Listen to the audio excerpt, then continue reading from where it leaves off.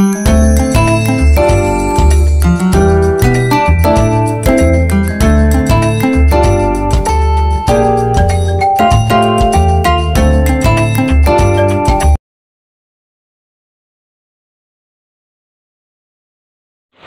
mga ka-moment, good morning.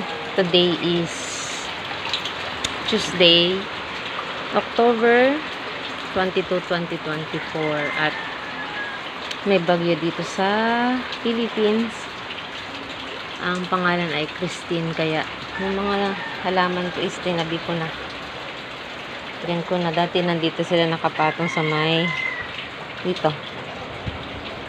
Yun na lang muna para kung lumakas ang hangin at ulan, eh hindi naman sila masyadong maapektuhan. So, dyan na lang yung mga yan. Taas na dito yung okra ko. Tinabi ko na din. Nabububungan naman sila, may bubong. So, umuulan na dito, tsaka medyo mahangin na. Ganyan ang panahon ngayon, mga ka-moment. Time check. 8:24 AM.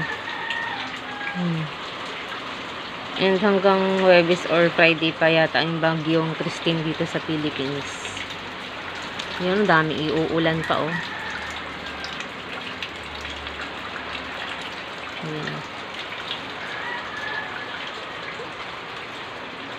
So, hello mga kamo.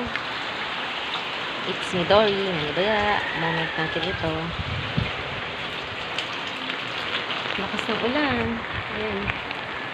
Pagi na mga kamulit. Ayan, pagi.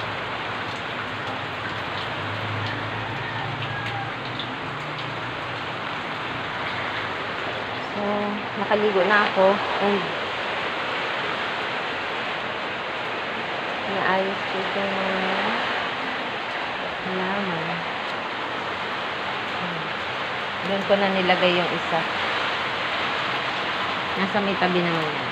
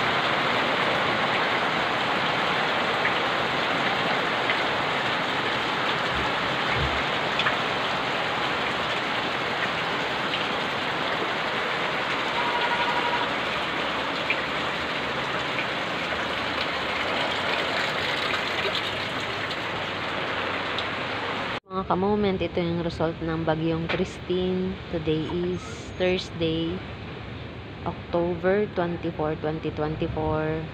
At nagbanlik na. Yan, putik na. Kasi bumaha dito sa amin.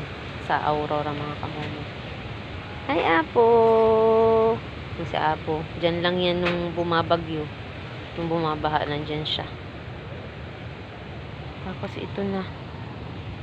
Kahapon nung pumarito ako is talagang mabanlik pang maigi ito. Ngayon nagputik na. Nadaanan na siya eh. Tapos ngayon habagat ang mahangin.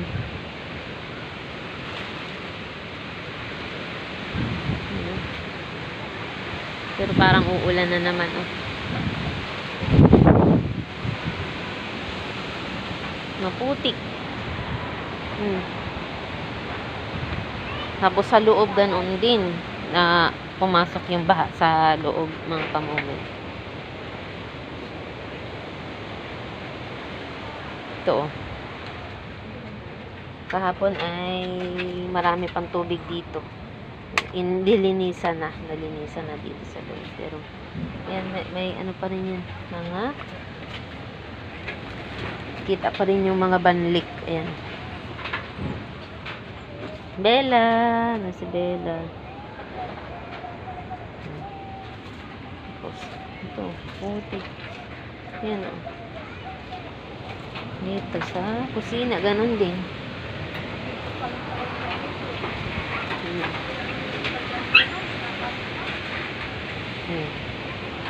Ming!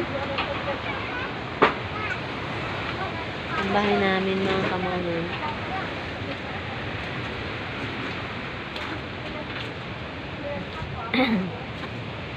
Putik ah.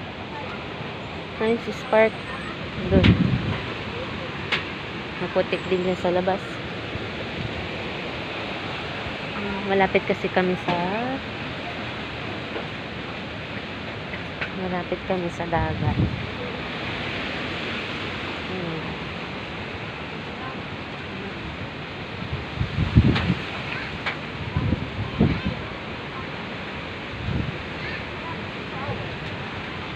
Si Spark.